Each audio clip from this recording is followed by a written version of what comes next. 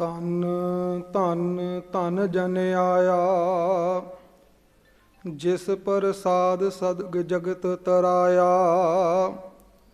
ਜਨ ਆਵਨ ਕਾ ਇਹੋ ਸੁਆਓ, ਜਨ ਕੈ ਸੰਗ ਚਿਤ ਆਵੈ ਨਾਉ। ਆਪ ਮੁਕਤ ਮੁਕਤ ਕਰੈ ਸੰਸਾਰ,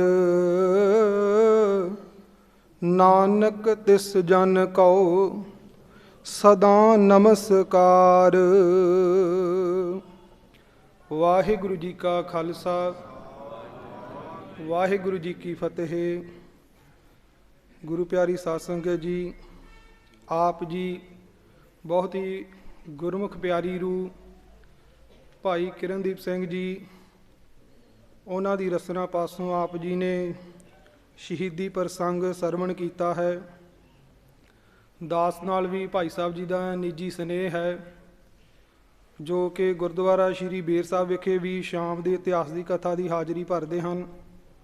ਉਹਨਾਂ ਦੇ ਵੀ ਦਰਸ਼ਨ ਹੋਏ। ਉਹਨਾਂ ਦੀ ਰਸਨਾ ਤੋਂ ਆਪ ਜੀ ਨੇ ਬੜੀ ਪ੍ਰੇਮ ਨਾਲ ਕਥਾ ਸਰਵਣ ਕੀਤੀ ਹੈ। ਭਾਈ ਸਾਹਿਬ ਜੀ ਦਾ ਬਹੁਤ ਬਹੁਤ ਧੰਨਵਾਦ ਹੈ।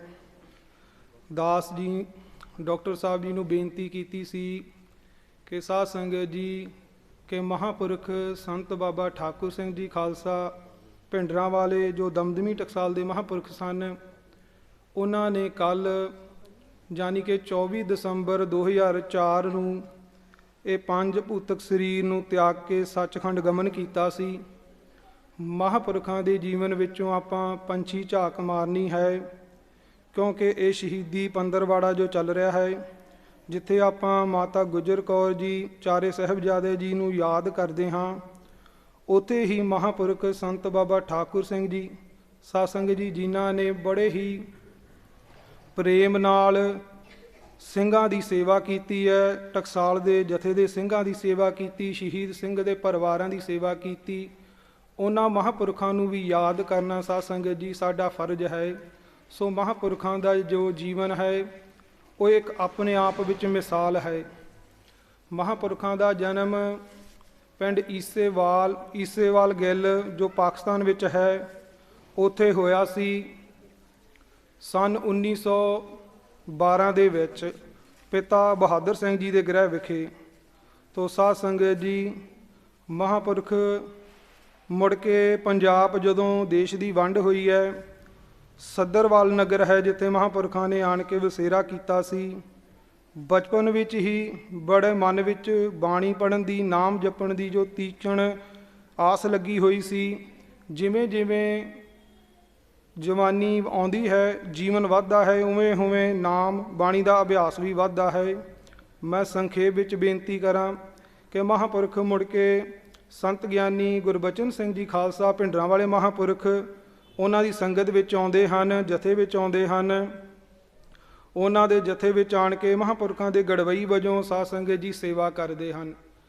ਜ਼ਿਕਰ ਆਉਂਦਾ ਹੈ ਕਿ ਇੱਕ ਵਾਰੀ ਜਥੇ ਦੇ ਸਿੰਘਾਂ ਦੇ ਨਾਲ ਮਹਾਂਪੁਰਖ ਕਿਤੇ ਪਹਾੜਾਂ ਵਿੱਚ ਜਾ ਰਹੇ ਸਨ। ਸੰਤ ਗਿਆਨੀ ਗੁਰਬਚਨ ਸਿੰਘ ਜੀ ਮਹਾਂਪੁਰਖ ਨਾਲ ਉਹਨਾਂ ਦੇ ਗੜਵਈ ਸਨ ਭਾਈ ਗੁਰਮੁਖ ਸਿੰਘ ਜੀ। ਜ਼ਿਕਰ ਆਉਂਦਾ ਹੈ ਕਿ ਜਦ ਪਹਾੜਾਂ ਵਿੱਚ ਤੁਰੇ ਜਾਂਦੇ ਸਨ ਤਾਂ ਵੱਡੇ ਮਹਾਂਪੁਰਖਾਂ ਨੇ ਕੀ ਕਿਹਾ, ਭਾਈ ਗੁਰਮੁਖ ਸਿੰਘਾ ਕਦੇ ਪਾਰਸ ਵੇਖਿਆ ਹੈ? ਤਾਂ ਕਹਿੰਦੇ ਨਹੀਂ ਮਹਾਂਪੁਰਖੋ, ਕਦੇ ਵੇਖਿਆ ਨਹੀਂ। ਕਹਿੰਦੇ ਆ ਪਿਆ। ਇਹ ਕਹਿ ਕੇ ਵੱਡੇ ਮਹਾਂਪੁਰਖ ਆਪ ਅੱਗੇ ਲੰਘ ਗਏ ਹਨ। ਭਾਈ ਗੁਰਮੁਖ ਸਿੰਘ ਜੀ ਨੇ ਉਹ ਪਾਰਸ ਨੂੰ ਉਠਾਇਆ ਹੈ ਆਪਣੇ ਹੱਥਾਂ ਵਿੱਚ, ਤਾਂ ਵੇਖਿਆ ਹੈ। ਇਹਨੇ ਚੰਨ ਬਾਬਾ ਠਾਕੁਰ ਸਿੰਘ ਜੀ ਮਹਾਂਪੁਰਖ ਵੀ ਨਾਲ ਸਨ, ਰੁਕ ਗਏ ਹਨ। ਕਿਹਾ ਕਿ ਭਾਈ ਠਾਕੁਰ ਸਿਆਂ ਕਿ ਪਾਰਸ ਸੁਣਿਆ ਹੈ ਕਿ ਜਿਸ ਚੀਜ਼ ਨੂੰ ਸੁਹਾ ਦਈਏ ਸੋਨਾ ਬਣਾ ਦਿੰਦਾ ਹੈ, ਕਿਉਂ ਨਾ ਇਹਨੂੰ ਆਪਾਂ ਮਹਾਂਪੁਰਖਾਂ ਦੇ ਗੜਵੇ ਨਾਲ ਲਾਈਏ ਜਾਂ ਕੜੇ ਨਾਲ ਲਾਈਏ ਤਾਂ ਇਹ ਸੋਨਾ ਬਣ ਜਾਵੇ। ਕਹਿੰਦੇ ਜ਼ਿਕਰ ਆਉਂਦਾ ਹੈ ਕਿ ਮਹਾਂਪੁਰਖ ਬਾਬਾ ਠਾਕੁਰ ਸਿੰਘ ਜੀ ਨੇ ਗੁਰਮੁਖ ਸਿੰਘ ਜੀ ਦੇ ਹੱਥੋਂ ਪਾਰਸ ਖੋਹ ਕੇ ਚਲਾ ਕੇ ਮਾਰ ਦਿੱਤਾ। ਕਹਿੰਦੇ ਕਿ ਸਰਬ ਲੋਹ ਦੇ ਕੜੇ ਨੂੰ, ਸਰਬ ਲੋਹ ਦੇ ਗੜਵੇ ਨੂੰ, ਇਹਨੂੰ ਸੋਨੇ ਦਾ ਬਣਾ ਕੇ ਖਰਾਬ ਕਰਨਾ। ਭਾਵ ਕਿ ਇੰਨੀ ਜਿਹੜੀ ਮਾਇਆ ਤੋਂ ਉੱਪਰ ਹੋ ਗਏ ਸਨ ਬਾਬਾ ਠਾਕੁਰ ਸਿੰਘ ਸਾਹਿਬ ਜੀ। ਤੇ ਜਥੇ ਵਿੱਚ ਰਹਿ ਕੇ ਬੜੀ ਸਿੰਘਾਂ ਦੀ ਸੇਵਾ ਕੀਤੀ। ਜ਼ਿਕਰ ਆਉਂਦਾ ਹੈ ਕਿ ਮਹਾਂਪੁਰਖ ਜਦੋਂ ਕੈਨੇਡਾ ਵਿੱਚ ਗਏ ਨਾ ਸਾਧ ਸੰਗਤ ਜੀ, ਉਹਨਾਂ ਦਾ ਜੀਵਨ ਆਪ ਕਥਾ ਨਹੀਂ ਸੀ ਕਰਿਆ ਕਰਦੇ, ਪਰ ਉਹਨਾਂ ਦਾ ਜੀਵਨ ਇਸ ਤਰ੍ਹਾਂ ਦਾ ਸੀ ਕਿ ਉਹਨਾਂ ਵੱਲ ਵੇਖ ਕੇ ਹੀ ਸਹਿਜ ਹੀ ਜਿਹੜੇ ਆ ਉਹ ਸਿੰਘ ਅੰਮ੍ਰਿਤ ਛਕ ਜਿਆ ਕਰਦੇ ਸਨ। ਕੈਨੇਡਾ ਦੀ ਬਾਤ ਹੈ, ਮਹਾਂਪੁਰਖ ਗਏ, ਕਿਸੇ ਵੱਡੇ ਘਰ ਵਿੱਚ ਸਿੰਘਾਂ ਨੇ ਮਹਾਂਪੁਰਖਾਂ ਦਾ ਆਸਣ ਲਵਾ ਦਿੱਤਾ, ਕਿਉਂਕਿ ਘਰ ਵਿੱਚ ਸਿੰਘਾਂ ਦੇ ਰਹਿਣ ਦੇ ਕਮਰੇ ਜ਼ਿਆਦੇ ਸਨ। ਕਿਹਾ ਕਿ ਇਹ ਘਰ ਵੱਡਾ ਹੈ, ਪਰ ਇੱਥੇ ਮਹਾਂਪੁਰਖਾਂ ਦਾ ਆਸਣ ਲਾ ਦਿੱਤਾ ਜਾਵੇ। ਪਰ ਉਸ ਘਰ ਵਿੱਚ ਸਿੱਖੀ ਨਾਮ ਦੀ ਕੋਈ ਚੀਜ਼ ਨਹੀਂ ਸੀ ਸਾਧ ਸੰਗਤ ਜੀ। ਉਹਨਾਂ ਘਰਾਂ ਵਿੱਚ ਜੋ ਬੀਬੀਆਂ ਨੌਜਵਾਨ ਸਨ, ਉਹਨਾਂ ਨੇ ਕੱਪੜੇ ਵੀ ਬੜੇ ਬੇਢੰਗੇ ਪਾਏ ਹੋਏ ਸਨ, ਜੋ ਕੇਸ ਵੀ ਸਨ, ਵਾਲ ਵੀ ਖੁੱਲ੍ਹੇ ਛੱਡੇ ਹੋਏ ਸਨ। ਘਰਾਂ ਵਿੱਚ ਜਿਹੜੀਆਂ ਐਕਟਰਨੀਆਂ ਹਨ, ਉਹਨਾਂ ਦੀਆਂ ਤਸਵੀਰਾਂ ਲੱਗੀਆਂ ਹੋਈਆਂ ਸਨ।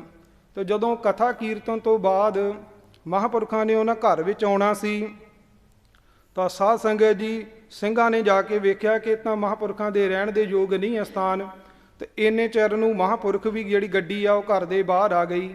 ਮਹਾਂਪੁਰਖ ਸੁਖਮਨੀ ਸਾਹਿਬ ਜੀ ਦਾ ਪਾਠ ਸਿੰਘਾਂ ਦੀ ਰਸਨਾ ਤੋਂ ਸਰਵਣ ਕਰ ਰਹੇ ਸਨ, ਕਿਉਂਕਿ ਸਾਧ ਸੰਗਤ ਵੀ ਇਹ ਮਹਾਂਪੁਰਖਾਂ ਦਾ ਬਿਰਧ ਸੀ, ਇਹ ਸੁਭਾਅ ਸੀ ਕਿ ਉਹ ਹਰ ਵੇਲੇ ਬਾਣੀ ਨੂੰ ਹੀ ਸੁਣਿਆ ਕਰਦੇ ਸਨ। ਪਿੱਛੇ ਜਿਹੇ ਭਾਈ ਹਰਪਾਲ ਸਿੰਘ ਜੀ ਉਹ ਅਮਰੀਕਾ ਦੀ ਧਰਤੀ ਤੋਂ ਆਏ, ਦੱਸਦੇ ਸਨ ਕਿ ਮਹਾਂਪੁਰਖ ਜੇ ਕੋਈ ਲੀਡਰ ਮਹਾਂਪੁਰਖਾਂ ਨੂੰ ਮਿਲਣ ਆਇਆ ਕਰਦਾ ਸੀ ਨਾ, ਤੇ ਸਮਾਂ ਨਹੀਂ ਨਾ ਅੱਗਣਾ ਬਾਣੀ ਸੁਣਨ ਨੂੰ, ਤਾਂ ਮਹਾਂਪੁਰਖ ਇੱਕ ਬੰਨੇ ਰੇੜੂਆ ਸੁਖਮਨੀ ਸਾਹਿਬ ਦਾ ਇੱਧਰ ਲਾ ਲਿਆ ਕਰਦੇ ਸਨ, ਦੂਜੇ ਬੰਨ ਸਿੰਘ ਨੂੰ ਕਹਿੰਦੇ ਸਨ ਦੂਜੇ ਕੰਨ ਵਿੱਚ ਤੂੰ ਸੁਖਮਨੀ ਸਾਹਿਬ ਸੁਣਾ। ਵੇਖਣ ਨੂੰ ਤਾਂ ਐਵੇਂ ਪ੍ਰਤੀਤ ਹੁੰਦਾ ਸਾਧ ਸੰਗਤ ਜੀ ਕਿ ਇਹ ਦੋ ਕੰਮ ਕਿਵੇਂ ਹੋ ਸਕਦੇ ਹਨ। ਪਰ ਸਾਚੇ ਨਾਮ ਕੀ ਲਾਗੈ ਭੂਖ, ਜਿਨ੍ਹਾਂ ਨੂੰ ਸਾਧ ਸੰਗਤ ਜੀ ਸੱਚੇ ਨਾਮ ਦੀ ਭੁੱਖ ਲੱਗ ਜਾਂਦੀ ਨਾ, ਫਿਰ ਉਹ ਮੱਛੀ ਵਾਂਗ ਤੜਫਦੇ ਹਨ ਬਾਣੀ ਤੋਂ ਬਿਨਾਂ। ਜਿਵੇਂ ਮੱਛੀ ਪਾਣੀ ਤੋਂ ਬਿਨਾਂ ਤੜਫਦੀ ਹੈ, ਇਵੇਂ ਸਾਧ ਸੰਗਤ ਜੀ ਵੇ ਸੰਤ ਬਾਣੀ ਤੋਂ ਬਿਨਾਂ ਤੜਫਦਾ ਹੈ। ਕਹਿੰਦੇ ਇੱਕ ਬੰਨੇ ਇੱਧਰ ਸੁਖਮਨੀ ਸਾਹਿਬ ਚੱਲਣਾ, ਇੱਕ ਬੰਨੇ ਇੱਧਰ ਚੱਲਣਾ ਸੁਖਮਨੀ ਸਾਹਿਬ। ਭਾਵ ਜਦੋਂ ਮਹਾਂਪੁਰਖ ਗੱਡੀ 'ਚੋਂ ਉਤਰੇ, ਸਿੰਘ ਸੁਖਮਨੀ ਸਾਹਿਬ ਜੀ ਦੀ ਬਾਣੀ ਜਿਹੜੀ ਆ ਉਹ ਸੁਣਾ ਰਹੇ ਸਨ। ਸਿੰਘਾਂ ਨੇ ਆਣ ਕੇ ਦੱਸਣ ਦਾ ਯਤਨ ਕੀਤਾ ਕਿ ਮਹਾਂਪੁਰਖ ਇਹ ਸਥਾਨ ਜਿਹੜਾ ਆਪ ਜੀ ਦੇ ਰਹਿਣ ਜੇ ਯੋਗ ਨਹੀਂ, ਪਰ ਮਹਾਂਪੁਰਖਾਂ ਨੇ ਇਸ਼ਾਰਾ ਕਰ ਦਿੱਤਾ ਕਿ ਬੋਲੋ ਨਾ। ਸਾਧ ਸੰਗਤ ਜੀ ਮਹਾਂਪੁਰਖ ਕਮਰੇ ਵਿੱਚ ਗਏ ਹਨ, ਘਰ ਵਿੱਚ ਵੜੇ ਕਮਰਿਆਂ ਵਿੱਚ ਕੱਲੇ ਕੱਲੇ ਕਮਰੇ 'ਚ ਗਏ। ਜਿੱਥੇ ਵੀ ਜਾਂਦੇ ਸਨ ਸਿੰਘ ਦੱਸਦੇ ਕਿ ਇਵੇਂ ਪ੍ਰਤੀਤ ਹੋ ਰਿਹਾ ਸੀ ਕਿਵੇਂ ਜਿਵੇਂ ਬਲਦੀ ਅੱਗ ਉੱਤੇ ਕੋਈ ਪਾਣੀ ਪਾ ਰਿਹਾ ਹੋਵੇ। ਤਾਂ ਸਾਧ ਸੰਗਤ ਜੀ ਕੁਝ ਦਿਨ ਮਹਾਂਪੁਰਖ ਉੱਥੇ ਰਹੇ ਨੇ। ਦੱਸਦੇ ਹਨ ਕਿ ਇੱਕ ਹਫ਼ਤੇ ਦੇ ਲਾਗੇ ਮਹਾਂਪੁਰਖ ਉਸ ਘਰ ਵਿੱਚ ਰਹੇ। ਮਹਾਂਪੁਰਖ ਅੰਮ੍ਰਿਤ ਵੇਲੇ 12 ਤੋਂ 1 ਵਜੇ ਦੇ ਵਿੱਚ ਉੱਠ ਜਾਇਆ ਕਰਦੇ ਸਨ, ਇਸ਼ਨਾਨ ਕਰਿਆ ਕਰਦੇ ਸਨ, ਨਿਤਨੇਮ ਕਰਿਆ ਕਰਦੇ ਸਨ, ਫਿਰ ਬਾਣੀ ਸੁਣਿਆ ਕਰਦੇ ਸਨ। ਜਿਹੜੇ ਸਿੰਘ ਕੋਈ ਕਥਾ ਸਿੱਖਦਾ ਸੀ, ਕੀਰਤਨ ਸਿੱਖਦਾ ਸੀ, ਉਹ ਆਪਣੇ ਪੋਥੀਆਂ ਸਾਹਿਬ ਖੋਲ੍ਹ ਕੇ ਪ੍ਰਕਾਸ਼ ਕਰਕੇ ਕੋਈ ਕਥਾ ਦੀ ਜਿਹੜਾ ਅਭਿਆਸ ਕਰਦਾ, ਕੋਈ ਕੀਰਤਨ ਦਾ ਕਰਦਾ। ਲਗਾਤਾਰ ਇੱਕ ਹਫ਼ਤਾ ਉੱਥੇ ਰਹੇ। ਸਾਧ ਸੰਗਤ ਜੀ ਮਹਾਂਪੁਰਖਾਂ ਨੇ ਆਪਣੀ ਰਸਨਾ ਤੋਂ ਨਹੀਂ ਕਿਹਾ। ਇੱਕ ਹਫ਼ਤੇ ਬਾਅਦ ਉਹ ਜਿਹੜੀਆਂ ਨੌਜਵਾਨ ਬੱਚੀਆਂ ਬੇਢੰਗੇ ਕੱਪੜੇ ਪਾ ਕੇ ਬੈਠੀਆਂ ਸੀ ਨਾ, ਇੱਕ ਹਫ਼ਤੇ ਬਾਅਦ ਆਪ ਉਹਨਾਂ ਨੇ ਹੱਥ ਜੋੜਿਆ ਕਿ ਮਹਾਂਪੁਰਖੋ ਅਸੀਂ ਅੰਮ੍ਰਿਤ ਛਕਣਾ, ਅਸੀਂ ਗੁਰੂ ਵਾਲੇ ਬਣਨਾ। ਸਾਧ ਸੰਗਤ ਜੀ ਇਹ ਮਹਾਂਪੁਰਖਾਂ ਦਾ ਪ੍ਰਤਾਪ ਹੈ ਬਾਣੀ ਦਾ। ਆਪਣੀ ਰਸਨਾ ਤੋਂ ਨਹੀਂ ਕਿਹਾ ਕਿ ਤੁਸੀਂ ਬਾਣੀ ਪੜ੍ਹਿਆ ਕਰੋ, ਨਾਮ ਜਪਿਆ ਕਰੋ, ਗੁਰੂ ਵਾਲੇ ਬਣੋ। ਕਿਉਂ? ਉਹਨਾਂ ਨੇ ਵੇਖ ਲਿਆ ਕਿ ਮਹਾਂਪੁਰਖ 12 ਵਜੇ ਉੱਠ ਪੈਂਦੇ ਹਨ, ਇਸ਼ਨਾਨ ਸੋਧਦੇ ਹਨ, ਫਿਰ ਜਿਹੜੇ ਨਾਲ ਦੇ ਸਿੰਘ ਹਨ ਉਹ ਵੀ ਬਾਣੀ ਪੜ੍ਹਦੇ ਹਨ। ਇਹ ਸਾਰਾ ਢੰਗ ਤਰੀਕਾ ਵੇਖ ਕੇ ਹੀ ਆਪ ਹੀ ਉਹਨਾਂ ਨੇ ਸਾਧ ਸੰਗਤ ਜੀ ਮਹਾਂਪੁਰਖਾਂ ਦਾ ਜੀਵਨ ਵੇਖ ਕੇ ਹੀ ਆਪ ਉਹਨਾਂ ਬੀਬੀਆਂ ਨੇ ਅੰਮ੍ਰਿਤ ਛਕਿਆ। ਸਣ ਪਰਿਵਾਰ ਉਹਨਾਂ ਨੇ ਸਾਧ ਸੰਗਤ ਜੀ ਗੁਰੂ ਵਾਲੇ ਬਣੇ। ਪਿੱਛੇ ਜੇ ਇੱਕ ਭਾਈ ਸਾਹਿਬ, ਮੈਨੂੰ ਨਾਮ ਵਿਸਰ ਗਿਆ, ਸੱਦਰਵਾਲ ਰਹਿੰਦੇ ਸਨ, ਤਕਰੀਬਨ 6.5 ਫੁੱਟ ਉਹਨਾਂ ਦਾ ਕੱਦ ਸੀ, ਕੈਨੇਡਾ ਦੀ ਧਰਤੀ ਰਹਿੰਦੇ ਸਨ। ਜਦੋਂ ਮਹਾਂਪੁਰਖ ਕੈਨੇਡਾ ਗਏ ਨਾ, ਤਾਂ ਸਾਧ ਸੰਗਤ ਜੀ ਉਹਨਾਂ ਨੇ ਵੀ ਸੰਗਤ ਕੀਤੀ ਮਹਾਂਪੁਰਖਾਂ ਦੀ। ਬਾਅਦ ਵਿੱਚ ਉਹ ਕਿਤੇ ਅਮਰੀਕਾ ਕਿਸੇ ਯੂਨੀਵਰਸਿਟੀ ਵਿੱਚ ਪੜ੍ਹਨ ਗਏ। ਜਦੋਂ ਪੜ੍ਹਨ ਗਏ ਤਾਂ ਉੱਥੇ ਜਾ ਕੇ ਬੈਰਾਗ ਹੋ ਗਿਆ ਉਹਨਾਂ ਨੂੰ, ਭਾਵ ਕਿਉਂਕਿ ਮਹਾਂਪੁਰਖਾਂ ਦੀ ਸੰਗਤ ਕਰ ਲਈ। ਤਾਂ ਸਾਧ ਸੰਗਤ ਜੀ ਕਹਿੰਦੇ ਹਨ ਕਿ ਜਦੋਂ 2-3 ਸਾਲ ਬਾਅਦ ਉਹਨਾਂ ਦੇ ਪਿਤਾ ਅਚਾਨਕ ਉਹਨਾਂ ਨੂੰ ਉੱਥੇ ਮਿਲਣ ਗਏ ਅਮਰੀਕਾ ਦੀ ਧਰਤੀ 'ਤੇ ਕਿ ਮੈਂ ਵੇਖਾਂ ਕਿ ਮੇਰਾ ਬੇਟਾ ਕਿਹੜੀ ਯੂਨੀਵਰਸਿਟੀ ਵਿੱਚ ਪੜ੍ਹਦਾ, ਕਿੰਨੇ ਨੰਬਰ ਲੈਂਦਾ, ਜਿਵੇਂ ਪਿਓ ਨੂੰ ਹੁੰਦਾ ਕਿ ਮੇਰਾ ਬੇਟਾ ਕੀ ਪੜ੍ਹਾਈ ਕਰਦਾ। ਸਾਧ ਸੰਗਤ ਜੀ ਜਦੋਂ ਗਏ ਤੇ ਉਹਨਾਂ ਨੇ ਪੁੱਛਿਆ ਕਿ ਬੇਟਾ ਕਿੱਥੇ ਕੁ ਤਾਈਂ ਪੜ੍ਹਾਈ ਗਈ ਹੈ, ਕਿੰਨੇ ਸਮੈਸਟਰ ਹੋ ਗਏ ਹਨ। ਤਾਂ ਸਾਧ ਸੰਗਤ ਜੀ ਉਹਨਾਂ ਦਾ ਕਾਕਾ ਮੋਰਿਓਂ ਹੱਥ ਜੋੜ ਕੇ ਕਹਿੰਦਾ ਕਿ ਪਿਤਾ ਜੀ ਮੈਂ ਯੂਨੀਵਰਸਿਟੀ ਨਹੀਂ ਗਿਆ। ਕਹਿੰਦੇ ਕਿਉਂ ਨਹੀਂ ਗਿਆ? ਕਹਿੰਦੇ ਮੈਂ ਮਹਾਂਪੁਰਖਾਂ ਦੇ ਬਚਨ ਸੁਣੇ ਸਨ ਕਿ ਮੈਂ ਉਹਨਾਂ ਦਾ ਜੀਵਨ ਵੇਖਿਆ, ਮੇਰੇ ਮਨ 'ਚ ਬੈਰਾਗ ਹੋ ਗਿਆ, ਮੈਂ ਇੱਥੇ ਆਣ ਕੇ ਸੰਥਿਆ ਕੀਤੀ ਹੈ, ਮੈਂ ਬਾਣੀ ਦਾ ਅਭਿਆਸ ਕੀਤਾ ਹੈ, ਮੈਂ ਯੂਨੀਵਰਸਿਟੀ ਨਹੀਂ ਗਿਆ। ਸਾਧ ਸੰਗਤ ਜੀ ਉਹਨਾਂ ਦੇ ਪਿਤਾ ਨੇ ਉਹਨੂੰ ਕੰਠ ਨਾਲ ਲਾ ਲਿਆ। ਕਹਿੰਦੇ ਕਿ ਜਿਹੜੀ ਪੜ੍ਹਾਈ ਤੂੰ ਇਹ ਕਰ ਬੈਠਾ ਕਰ ਲਈ ਹੈ, ਇਹ ਉਸ ਪੜ੍ਹਾਈ ਤੋਂ ਲੱਖਾਂ ਹੀ ਗੁਣਾ ਜ਼ਿਆਦਾ ਚੰਗੀ ਹੈ। ਤੋ ਸਾਧ ਸੰਗਤ ਜੀ ਉਹ ਫਿਰ ਉੱਥੋਂ ਕੈਨੇਡਾ ਤੇ ਅਮਰੀਕਾ ਦੀ ਧਰਤੀ ਛੱਡ ਕੇ ਉਹ ਭਾਈ ਸਾਹਿਬ ਇੱਥੇ ਆਣ ਕੇ ਅਭਿਆਸ ਅੰਮ੍ਰਿਤਸਰ ਕਦੇ ਰਹਿੰਦੇ, ਕਦੇ ਹਜੂਰ ਸਾਹਿਬ ਰਹਿੰਦੇ, ਪਰ ਅਚਾਨਕ ਵਾਹਿਗੁਰੂ ਨੂੰ ਇੰਜ ਪਾਇਆ। ਪਿਛਲੇ 2 ਸਾਲ ਪਹਿਲਾਂ ਸਾਧ ਸੰਗਤ ਜੀ ਉਹ ਆਪਣਾ ਸਰੀਰ ਛੱਡ ਗਏ। ਇੱਥੇ ਮਖੂ ਲਾਗੇ ਸੱਦਰਵਾਲ ਮਹਾਂਪੁਰਖਾਂ ਦਾ ਸਥਾਨ ਬਣਿਆ, ਉੱਥੇ ਰਿਹਾ ਕਰਦੇ ਸਨ। ਇੱਥੇ ਰਹਿ ਕੇ ਉਹ ਬਾਣੀ ਦਾ ਅਭਿਆਸ ਕਰਿਆ ਕਰਦੇ ਸਨ। ਤੋ ਸਾਧ ਸੰਗਤ ਜੀ ਮਹਾਂਪੁਰਖ ਸੰਤ ਗਿਆਨੀ ਠਾਕੁਰ ਸਿੰਘ ਜੀ ਸਾਧ ਸੰਗਤ ਜੀ, ਜਿਨ੍ਹਾਂ ਨੇ ਸਾਧ ਸੰਗਤ ਜੀ ਸ਼ਹੀਦ ਸਿੰਘਾਂ ਦੇ ਪਰਿਵਾਰਾਂ ਨੂੰ ਵੀ ਪਾਲਿਆ, ਕਿਉਂਕਿ ਉਹਨਾਂ ਦੀ ਬਾਤ ਕਰਨੀ ਬਹੁਤ ਜ਼ਰੂਰੀ ਹੈ। ਸਾਧ ਸੰਗਤ ਜੀ ਜਦੋਂ ਸਾਕਾ ਨੀਲਾ ਤਾਰਾ ਹੋਇਆ ਨਾ, ਜਦੋਂ ਮਾਵਾਂ ਆਪਣੇ ਪੁੱਤ ਨਹੀਂ ਸੀ ਸਾਂਭਦੀਆਂ, ਉਦੋਂ ਸਾਧ ਸੰਗਤ ਜੀ ਮਹਾਂਪੁਰਖਾਂ ਨੇ ਐਸੇ ਸਿੰਘਾਂ ਦੀ ਸੇਵਾ ਕੀਤੀ ਹੈ। ਸ਼ਹੀਦ ਭਾਈ ਬੇਅੰਤ ਸਿੰਘ ਜੀ ਦੇ ਪਰਿਵਾਰ ਦੀ ਸੇਵਾ, ਜਿੰਦੇ ਸੁਖੇ ਦੇ ਪਰਿਵਾਰ ਦੀ ਸੇਵਾ। ਦੱਸਦੇ ਹਨ ਕਿ ਇੱਕ ਵਾਰੀ ਕੋਈ ਲੈਂਸਰ ਗੱਡੀ ਜਿਹੜੀ ਹੈ ਨਾ ਮਹਾਂਪੁਰਖਾਂ ਨੂੰ ਚੜਾ ਗਿਆ, ਉਹਦੀਆਂ ਚਾਬੀਆਂ ਦੇ ਗਿਆ ਕਿ ਮਹਾਂਪੁਰਖੋ ਆ ਨਵੀਂ ਗੱਡੀ ਬਾਹਰ ਖੜੀ ਹੈ। ਇੰਨੇ ਚਿਰ ਨੂੰ ਭਾਈ ਜਿੰਦੇ ਦੀ ਮਾਤਾ ਆ ਗਈ ਮਹਾਂਪੁਰਖਾਂ ਨੂੰ ਮਹਿਤੇ ਮਿਲਣ ਵਾਸਤੇ। ਜ਼ਿਕਰ ਕਰਦੇ ਹਨ ਕਿ ਜਦੋਂ ਦੇਖਿਆ ਮਾਤਾ ਦੇ ਪੈਰ ਨੰਗੇ ਹਨ, ਟੁੱਟੀਆਂ ਚਪਲਾਂ ਹਨ, ਤਾਂ ਮਹਾਂਪੁਰਖਾਂ ਨੇ ਉਹ ਲੈਂਸਰ ਦੀ ਚਾਬੀਆਂ ਗੱਡੀ ਦੀਆਂ ਜਿੰਦੇ ਦੀ ਮਾਤਾ ਨੂੰ ਦੇ ਦਿੱਤੀਆਂ। ਕਹਿੰਦੀਆਂ ਕਿ ਸ਼ਹੀਦ ਪਰਿਵਾਰ ਸਾਡੇ ਬਿਨਾਂ ਜੋੜਿਆਂ ਤੋਂ ਤੁਰੇ ਫਿਰਦੇ ਹਨ ਤੇ ਸਾਨੂੰ ਗੱਡੀਆਂ ਸੋਭਦੀਆਂ ਹਨ। ਤੋ ਸਾਧ ਸੰਗਤ ਜੀ ਉਸ ਗੱਡੀ ਦੀਆਂ ਚਾਬੀਆਂ ਭਾਈ ਜਿੰਦੇ ਦੀ ਮਾਤਾ ਦੀ ਝੋਲੀ ਵਿੱਚ ਪਾ ਦਿੱਤੀਆਂ। ਐਸੇ ਮਹਾਂਪੁਰਖ ਸੰਤ ਬਾਬਾ ਠਾਕੁਰ ਸਿੰਘ ਜੀ ਮਹਾਂਪੁਰਖ ਹੋਏ ਹਨ ਸਾਧ ਸੰਗਤ ਜੀ, ਜਿਨ੍ਹਾਂ ਦੇ ਜਿਹੇ ਰਸਨਾ ਉਹਨਾਂ ਦੇ ਇੱਕ ਕੀ ਅਨੇਕ ਗੁਣ ਹਨ। ਸਾਧ ਸੰਗਤ ਜਿਵੇਂ ਮੱਛੀ ਸਾਧ ਸੰਗਤ ਜੀ ਪਾਣੀ ਤੋਂ ਬਿਨਾਂ ਨਹੀਂ ਨਾ ਰਹਿੰਦੀ, ਮਹਾਂਪੁਰਖ ਵੀ ਬਾਣੀ ਤੋਂ ਬਿਨਾਂ ਨਹੀਂ ਸੀ ਰਿਹਾ ਕਰਦੇ ਸਨ। ਇੱਕੋ ਬਚਨ ਮੈਂ ਸੁਣਾ ਕੇ ਫਿਰ ਫਤਿਹ ਬੁਲਾ ਦੇਣੀ ਹਨ। ਜਥਾ ਜਿਹੜਾ ਆ ਉਹ ਪੰਜਾਬ ਤੋਂ ਬਾਹਰ ਕਿਤੇ ਗੁਰਬਤ ਫੇਰੀ ਤੇ ਗਿਆ ਸੀ, ਤੇ ਕਿਸੇ ਚੰਗੇ ਅਮੀਰ ਦੇ ਸਿੱਖ ਦੇ ਘਰ ਮਹਾਂਪੁਰਖਾਂ ਦਾ ਆਸਣ ਸੀ। ਮਹਾਂਪੁਰਖ ਜਾ ਕੇ ਪਲੰਘ ਤੇ ਬੈਠੇ ਹਨ, ਤਾਂ ਉਹ ਸਿੱਖ ਆਇਆ, ਆਣ ਕੇ ਉਹਨੇ ਫਤਿਹ ਬੁਲਾਈ। ਮਹਾਂਪੁਰਖਾਂ ਨੂੰ ਪ੍ਰੇਮ ਨਾਲ ਸੱਦਿਆ ਸੀ ਘਰੇ ਜਥੇ ਦੇ ਸਮੇਤ।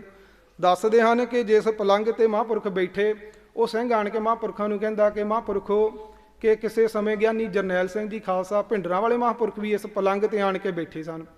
ਤੋ ਕਹਿੰਦੇ ਮਹਾਂਪੁਰਖ ਕਹਿਣ ਲੱਗੇ ਕਿ ਸੁਣਾਓ ਵੱਡੇ ਮਹਾਂਪੁਰਖਾਂ ਦਾ ਕੋਈ ਬਚਨ ਤੁਹਾਡੇ ਨਾਲ ਬਚਨ ਹੋਏ ਹੋਣਗੇ। ਤਾਂ ਸਾਧ ਸੰਗਤ ਜੀ ਉਹ ਕਹਿੰਦੇ ਕਿ ਜਿਹੜਾ ਮੇਰਾ ਜੀਵਨ ਹੈ ਨਾ, ਇਹ ਸੰਤ ਗਿਆਨੀ ਜਰਨੈਲ ਸਿੰਘ ਜੀ ਮਹਾਂਪੁਰਖਾਂ ਕਰਕੇ ਹੀ ਬਚਿਆ। ਕਹਿੰਦੇ ਉਹ ਕਿਵੇਂ? ਕਹਿੰਦੇ ਕਿ ਮਹਾਂਪੁਰਖ ਜਦੋਂ ਇੱਥੇ ਆਏ ਨਾ, ਤਾਂ ਮੈਂ ਉਹਨਾਂ ਦੀ ਜਿਵੇਂ ਆਪ ਜੀ ਦੀ ਸੰਗਤ ਵਿੱਚ ਸੇਵਾ ਵਿੱਚ ਹਾਜ਼ਰ ਹਾਂ, ਇਵੇਂ ਮੈਂ ਮਹਾਂਪੁਰਖਾਂ ਦੀ ਸੇਵਾ ਵਿੱਚ ਹਾਜ਼ਰ ਹੋਇਆ। ਮਹਾਂਪੁਰਖਾਂ ਨੂੰ ਜਦੋਂ ਵਿਦਾਇਗੀ ਦੇਣ ਲੱਗਾ ਨਾ, ਤੇ ਅਮੀਰ ਸਿੱਖ ਸੀਗਾ, ਉਹਨੇ ਥਾਲ ਵਿੱਚ ਕੁਝ ਪੈਸੇ ਦਸਤਾਰ ਦੇ ਕੇ ਮਹਾਂਪੁਰਖਾਂ ਨੂੰ ਦੇਣੀ ਚਾਹੀ, ਭੇਟਾ ਕੀਤੀ। ਤਾਂ ਮਹਾਂਪੁਰਖ ਕਹਿਣ ਲੱਗੇ ਸੰਤ ਗਿਆਨੀ ਜਰਨੈਲ ਸਿੰਘ ਜੀ ਕਿ ਭਾਈ ਸਿੱਖਾ, ਤੂੰ ਪੰਜਾਬ ਤੋਂ ਬਾਹਰ ਰਹਿਣਾ, ਜੇ ਇੱਥੇ ਤੇਰੇ ਤੇ ਕੋਈ ਚੜ੍ਹਾਈ ਕਰਕੇ ਆ ਜਾਵੇ ਤਾਂ ਉਹਦੇ ਕੀ ਮੋਰਿਓਂ ਫਰਿੱਜ ਮਾਰੇਗਾ, ਟੀਵੀ ਮਾਰੇਗਾ ਚੱਕ ਕੇ? ਕੋਈ ਘਰੇ ਸ਼ਾਸਤਰ ਵੀ ਰੱਖਿਆ ਕਿ ਨਹੀਂ? ਕਹਿੰਦਾ ਨਹੀਂ ਮਹਾਂਪੁਰਖੋ ਕੋਈ ਸ਼ਾਸਤਰ ਤਾਂ ਹੈ ਨਹੀਂ। ਫਿਰ ਕਹਿੰਦੇ ਮਤਲਬ ਜਿੱਤੇ ਕੋਈ ਚੜ੍ਹਾਈ ਕਰ ਗਿਆ ਤਾਂ ਫਿਰ ਉਹਦੇ ਮੋਹਰੇ ਚ ਕਿਸ ਨਾਲ ਉਹਦੇ ਮੋਹਰਿਓਂ ਸਾਹਮਣਾ ਕਰੇਗਾ? ਤੋ ਸਾਧ ਸੰਗਤ ਜੀ ਉਹਦੀ ਗੱਲ ਜਿਹੜੀ ਆ, ਮਹਾਂਪੁਰਖਾਂ ਦੀ ਗੱਲ ਜਿਹੜੀ ਉਹਦੇ ਗੱਲ ਘਰ ਕਰ ਗਈ। ਉਹਨੇ ਆਪਣੀ ਪਹੁੰਚ ਅਨੁਸਾਰ ਜਿਹੜੇ ਆ ਉਹ ਸ਼ਸਤਰ ਲਏ। ਫਿਰ ਸਾਧ ਸੰਗਤ ਜੀ ਆਪ ਜੀ ਜਾਣਦੇ ਹੋ, ਜਦੋਂ 84 ਦਾ ਘੱਲੂਕਾਰਾ ਹੋਇਆ, ਫਿਰ ਜੋ ਆਪਣਾ ਜੈਨੋਸਾਈਡ ਹੋਇਆ ਨਵੰਬਰ 84 ਦੇ ਵਿੱਚ, ਹਜੂਮ ਕਹਿੰਦਾ ਸਾਡੇ ਘਰ ਵੱਲ ਨੂੰ ਵੀ ਆ ਗਿਆ। ਤੇ ਸਾਧ ਸੰਗਤ ਜੀ ਕਹਿੰਦੇ ਹਨ ਮੈਂ ਆਪਣੇ ਪੁੱਤਰਾਂ ਨੂੰ ਤੇ ਨੂੰਹਾਂ ਨੂੰ ਉੱਪਰ ਚਬਾਰੇ ਤੇ ਝਾੜਿਆ ਹੋਇਆ ਸੀ, ਆਪ ਮੈਂ ਥੱਲੇ ਸੀ ਆਪਣੀ ਘਰ ਵਾਲੀ ਦੇ ਨਾਲ। ਮੈਂ ਕਿਹਾ ਸੀ ਕਿ ਜਿੰਨੇ ਚਿਰ ਮੈਂ ਫੈਲ ਨਾ ਖੋਲਾਂ, ਤੁਸੀਂ ਉੱਪਰੋਂ ਫੈਲ ਨਹੀਂ ਖੋਲਣੇ। ਉਹ ਹਰ ਹਰ ਮਹਾਦੇਵ ਦੇ ਨਾਅਰੇ ਲਾਉਂਦੇ। ਸਾਧ ਸੰਗਤ ਜੀ ਕਹਿੰਦਾ ਮੇਰੇ ਘਰ ਆ ਗਏ। ਆਣ ਕੇ ਜਦੋਂ ਉਹਨਾਂ ਨੇ ਜ਼ੋਰ ਦੇ ਨਾਲ ਦਰਵਾਜ਼ਾ ਭੰਨਿਆ, ਜਿਹੜਾ ਪਹਿਲਾ ਸ਼ਖਸ ਮੇਰੇ ਘਰ ਵੜਿਆ, ਮੈਂ ਉਹਦੀ ਛਾਤੀ ਵਿੱਚ ਪਹਿਲਾ ਫੈਲ ਖੋਲ ਦਿੱਤਾ। ਇੰਨੇ ਚਿਰ ਨੂੰ ਮੇਰੇ ਪੁੱਤਰਾਂ ਨੇ ਵੀ ਉੱਤਰੋਂ ਫੈਲ ਖੋਲ ਦਿੱਤੇ। ਕਹਿੰਦੇ ਫਿਰ 5 ਮਿੰਟਾਂ ਬਸ ਚਪਲਾਂ ਹੀ ਰਹਿ ਗਈਆਂ ਸੀ। ਸਾਧ ਸੰਗਤ ਜੀ ਉਹ ਉੱਥੇ ਲਾਸ਼ਾਂ ਦੇ ਢੇਰ ਲਾਗੇ ਸਨ। ਭਾਵ ਕਿ ਇਹੋ ਜਿਹੇ ਸੰਤ ਗਿਆਨੀ ਜਰਨੈਲ ਸਿੰਘ ਜੀ ਖਾਲਸਾ ਭਿੰਡਰਾਂ ਵਾਲੇ ਮਹਾਂਪੁਰਖਾਂ ਦੇ ਬਚਨਾਂ ਕਰਕੇ ਕਹਿੰਦਾ ਮੇਰਾ ਇਹ ਜੀਵਨ ਬਚਿਆ। ਤੋ ਸਾਧ ਸੰਗਤ ਜੀ ਕਹਿਣ ਤੋਂ ਭਾਵ ਸੰਤ ਗਿਆਨੀ ਜਰਨੈਲ ਸਿੰਘ ਜੀ ਮਹਾਂਪੁਰਖਾਂ ਨੂੰ ਵੀ ਜਿਹੜੀ ਦਸਤਾਰ ਹੈ ਉਹ ਮਹਾਂਪੁਰਖ ਬਾਬਾ ਠਾਕੁਰ ਸਿੰਘ ਜੀ ਨੇ ਹੀ ਦਵਾਈ ਸੀ। ਸਾਧ ਸੰਗਤ ਜੀ ਸੋ ਮਹਾਂਪੁਰਖ ਬੈਰਾਗ ਦੀ ਮੂਰਤ ਸਨ। ਤੋ ਇਤਨੀਆਂ ਹੀ ਬੇਨਤੀਆਂ ਮੈਂ ਮਹਾਂਪੁਰਖਾਂ ਬਾਬਤ ਆਪ ਜੀ ਨੇ ਕਹਿਣਾ। ਮਹਾਂਪੁਰਖਾਂ ਦੀ ਬਾਬਤ ਆਪ ਜੀ ਸਾਈਂ ਜਿਹਾ ਕਿਤਾਬ ਹੈ, ਦਮਦਮੀ ਟਕਸਾਲ ਦੇ ਸਿੰਘਾਂ ਨੇ ਰਲ ਕੇ ਲਿਖੀ ਹੈ। ਹੋਰ ਮਹਾਂਪੁਰਖਾਂ ਬਾਰੇ ਜਾਣਨਾ ਹੋਵੇ ਉਹ ਆਪ ਜੀ ਕਿਤਾਬ ਲੈ ਕੇ ਮਹਾਂਪੁਰਖਾਂ ਦੀ ਜੀਵਨ ਬਾਰੇ ਪੜ੍ਹ ਸਕਦੇ ਹੋ। ਸੰਤ ਬਾਬਾ ਠਾਕੁਰ ਸਿੰਘ ਜੀ ਖਾਲਸਾ ਭਿੰਡਰਾਂ ਵਾਲੇ ਮਹਾਂਪੁਰਖ, ਜਿਨ੍ਹਾਂ ਬਾਬਤ ਸਾਧ ਸੰਗਤ ਜੀ ਨਾਮ ਲਿਆ ਹੀ ਸੀਸ ਝੁਕ ਜਾਂਦਾ ਹੈ ਸਾਧ ਸੰਗਤ ਜੀ। ਆਪਣੇ ਮਹਾਂਪੁਰਖਾਂ ਨੇ ਕਿਹਾ ਸੀ, ਸੰਤ ਬਾਬਾ ਗੁਰਬਚਨ ਸਿੰਘ ਜੀ ਮਹਾਂਪੁਰਖਾਂ ਨੇ ਜਦੋਂ ਸੱਚਖੰਡ ਜਾਣ ਲੱਗੇ ਕਿ ਭਾਈ ਠਾਕਰ ਸਿੰਘ ਚੱਲ ਤੈਨੂੰ ਵੀ ਨਾਲ ਲੈ ਚੱਲੀਏ। ਮਹਾਂਪੁਰਖ ਕਹਿੰਦੇ ਕਿ ਨਹੀਂ ਬਾਬਾ ਜੀ, ਮਹਾਂਪੁਰਖੋ ਤੁਹਾਡੀ ਸੇਵਾ ਕਰ ਲਈ, ਹਲੇ ਜਥੇ ਦੇ ਹੋਰ ਸਿੰਘਾਂ ਦੀ ਸੇਵਾ ਕਰਨੀ ਆ। ਤੋ ਇਹ ਫੁਰਨੇ ਕਰਕੇ ਕਹਿੰਦੇ ਚੰਗਾ ਭਾਈ, ਜਦੋਂ ਤੇਰਾ ਮਨ ਕਰੇ ਉਦੋਂ ਆ ਜਾਵੀਂ।